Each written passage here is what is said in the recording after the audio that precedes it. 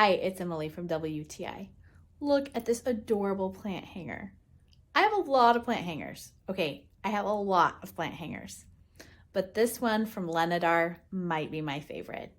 This black boho hanging plant hanger is so cute. I love that it looks great with a variety of different kinds of pots and plants in it, as you can see from all of the different ones I'm showing you here on my plant display.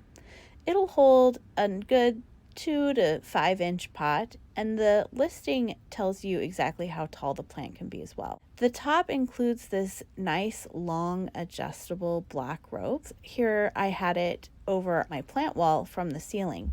You can see that you don't just have to put a live plant on it. It'll really display almost anything. Here I have a bud vase with a rose in it.